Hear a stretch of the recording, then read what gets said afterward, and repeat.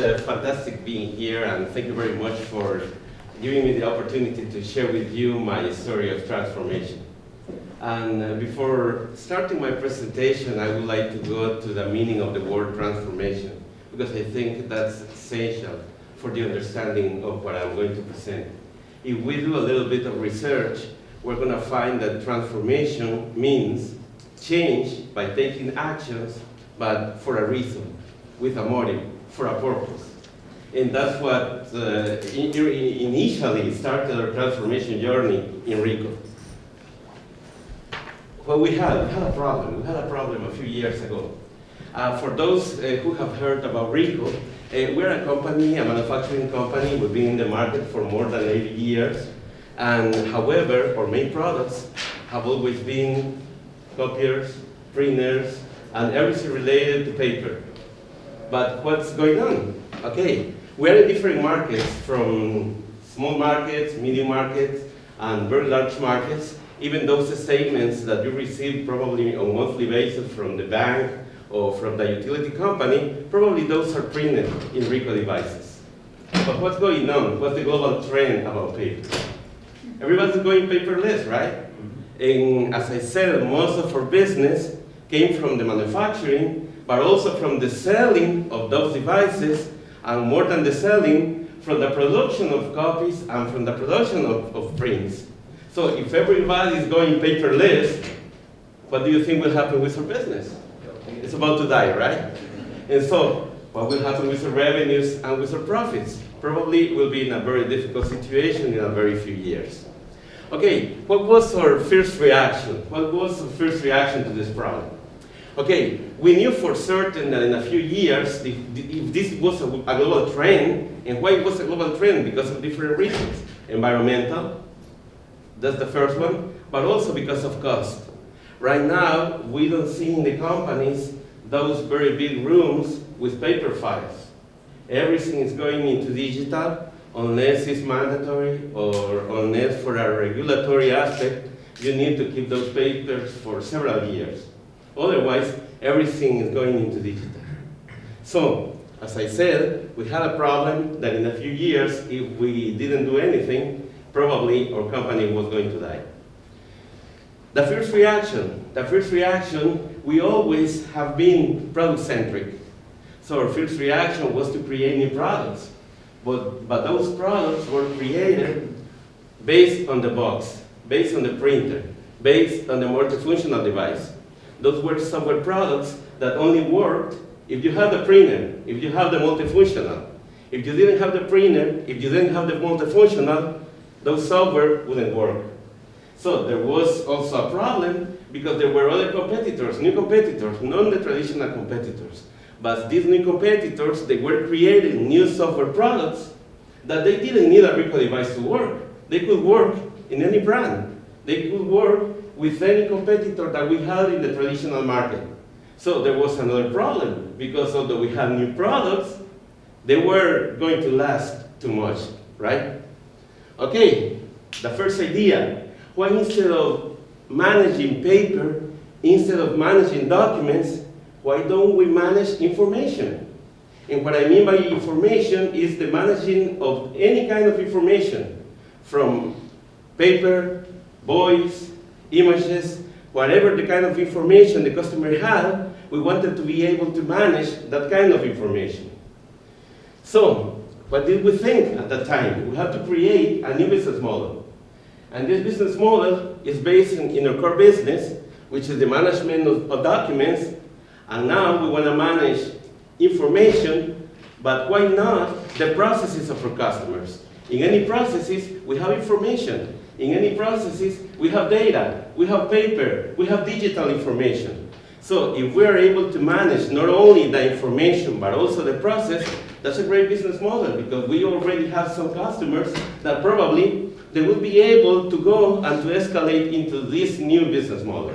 And that was the first thought, and that's what we thought that could work in order to mitigate the problem that we were facing. We created a plan, a 5-year plan. We had everything set up. We identified the challenges that we could face. We identified countermeasures in order to mitigate the risk, in order to face those challenges. But in the meantime, what happened?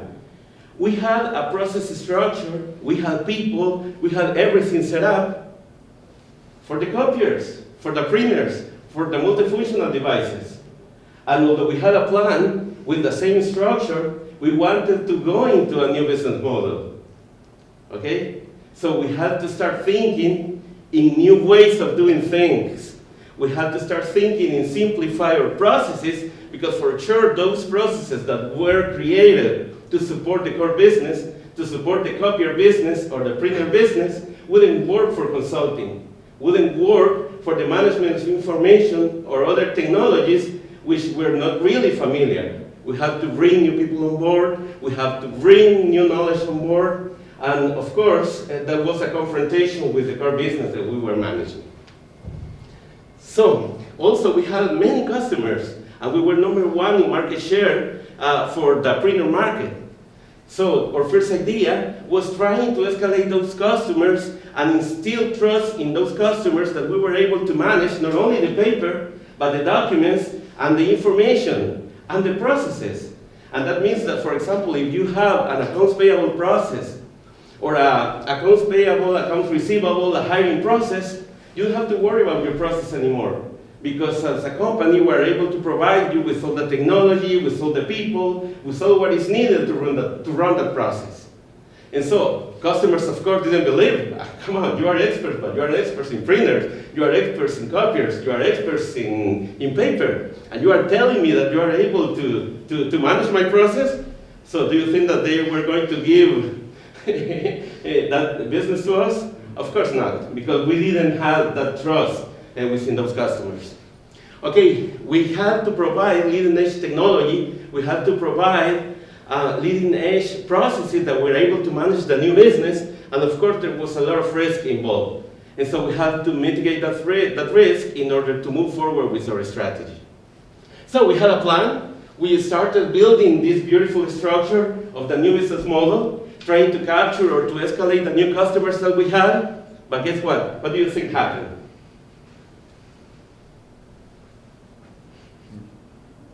What did we think we started building? Tower battle. Exactly. Why? Because at the high level, everybody understood what moving from a manufacturing company based on product into a services-led company meant. However, all the people across the company, they didn't know what it really meant. So everyone had his own interpretation of what a services-led company means. Everybody was working and they were doing things based on what they thought it was important for the services-led company. However, everyone was aiming in different directions. So who was right? Who was wrong? It was a matter of perspective. And one of the problems that we realized at that time is that we didn't deploy or we didn't communicate the right message. But we thought we had done it. And that was part of the problem. Okay, we went back to our strategy because, as I said, we designed a very beautiful strategy, a very beautiful plan, but we realized that in fact what we had was a list of things to do. That wasn't a strategy. That was a list of things to do with an owner, with a time frame, a responsible person, but in fact, that wasn't a strategy. So when we did the checklist, trying to find out what was missing, we realized that, yeah, we had a detailed plan, it was beautiful. We had a method to execute the strategy. No. We thought that only by communicating, by sending by email the strategy and all the tasks and all the activities and the responsible persons and having meetings and just putting it in the intranet, that was enough in order to execute the strategy. But in fact, we didn't use any method to execute. We had specific targets. Yes. Mainly financials, but we had some targets. But we didn't have any performance measure that could tell us if we were moving forward into the direction that we want. We didn't know if in fact we were moving forward or we were progressing in the execution of our strategy. And of course, we didn't have time. We were late for the race. So we went back to the creation of our strategy and we defined those areas of interest, in fact one area of interest, that could lead the company into the right direction, moving from the current state into the desired state. And this is very important because in the desired state, what we wanted to do was a picture of the future, a unique picture of the future that could become the common vision for everyone. So everyone in the company should know what a services-led company meant and what it means to be in a services-led company. What it means for the employees, what it means for the customer, and what it means for the company in general. We started the journey, and once we started the journey, we had to stop to see how well we were executing. How much time we were really dedicating to the strategy. Did people really understand the strategy that we deployed and that we communicated for a second time in a different way? The business plan, did it have a really relationship with the strategy? The incentives, were they aligned with the strategy? And this is what we got. Okay? A lot of work to do, still a lot of work to do, a lot of things to do. However, at this time, at least we knew that what we had to work on. We had a strategy, we had a plan, we had everything set up, and we were assessing different time frames how we were performing. Okay, here we were, and this is where we wanted to get. Okay? And I want you to stand up a little bit. Stand up, please. Okay, close your eyes. Turn right twice. Don't open your eyes. Okay, lift your right arm and point to the east. To the east. Keep pointing, please. Keep pointing. Keep pointing. And open your eyes. Keep pointing and open your eyes and see each other. This is how our company looks like. Okay, this is how our company looked like this time. Anybody actually know? I'm so curious. So this is how our company looked like when we assessed all the people in the front line, even at middle management, and even sometimes at upper management. Okay, so we wanted to go from just fighting with fire and not only being predictive, but also start thinking not in the next 2 or 3 years, but start thinking in the next 5 or 10 years. Because definitely it was a fact that our business was changing and that we were moving in a different direction, and at least at this time, we knew where we were going. So we started assessing our capabilities. What were our current capabilities? What capabilities did we need in order to get the desired state? And this assessment was done in terms of processes, in terms of the portfolio that we were offering, the organizational structure, the tools, the people, the skills, the knowledge, and many actions came from that analysis. Because we realized that we couldn't support the business with the same way, in the same way that we were managing the other business. So we had to do some changes. Key success factors, the first one, clarity. We had a purpose, of course. We had a purpose. We needed to change, otherwise the company was going to die. We implemented that anything that we did had to be related to the strategy, had to have an impact in the strategy. And that means that if you're going to have a meeting, if you're going to make a phone call, if you're going to visit a customer, you should be able to respond what impact that activity will have in the strategy. If you didn't have an answer for that question, probably you had to rethink if that activity was worthy or not. We limited the goals and objectives because at the beginning, back 5-6 years ago, we thought that having more was better. In fact, what we got through having many goals and objectives is that we missed the focus. The way in which communicate, and I'm going to talk a little bit more about communication, but very important to deliver a common vision for everyone in order to get alignment. And also, discipline. Because all this plan required discipline from everyone. Everyone who was responsible, everyone who was accountable, everyone who had to take action. But also very important, we needed to communicate the journey to that desired state with passion, with energy. Everybody wanted to go there. We want everyone to go there. And also we needed to influence our people with our leadership. And right here I'm not talking only about the managers, I'm talking about anyone who is a leader within the organization. They have to influence the other people that work with them. Communication, easy or difficult, what do you think? Well, even the experts from Harvard, they say that you have to communicate at least 7 times in order to have an effective communications. And communicate 7 times doesn't mean to send 7 emails, right? It means find different ways of communicating. Change management, essential, critical. And 3 columns for the successful change. The first one, leadership support, leadership involvement. If you don't have that, you should better think if you really want to start your transformation journey. Project management, to keep organized, to have control, to monitor the progress, and a formal change management approach. And what I mean by a formal change management approach, I want to mention 5 phases. The first one, awareness. Why do we need the change? Why do we want to be there? Why do we need to be there? What are the consequences of not doing the change? Wake up the desire in the people. People, they have to wish to be to the desired state.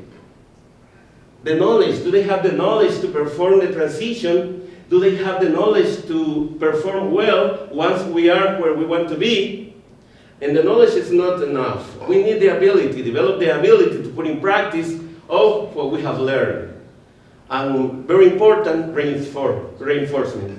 However, we want to guarantee that the change is going to stay, that we are not going back into the old state.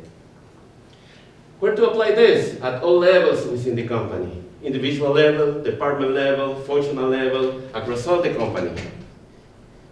And if you want to see all the variables that you have to consider in order to do a successful change, this is all what you have to consider. If you miss one of those, this is what you're going to get. And of course, you will not be successful in the transition.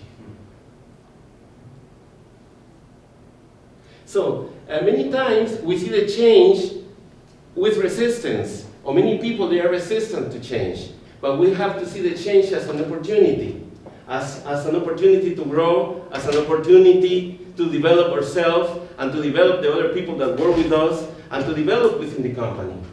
That's an opportunity.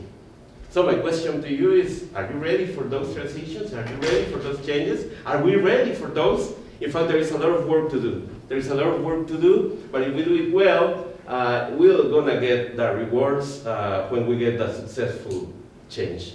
Okay, so thank you very much. This is what I had to share with you. Any questions? I think that we have a couple of minutes. Yeah, thank you for the whole story. I'm kind of a bit curious as to where you're at in the continued journey, but particularly it strikes me that this is also about resilience.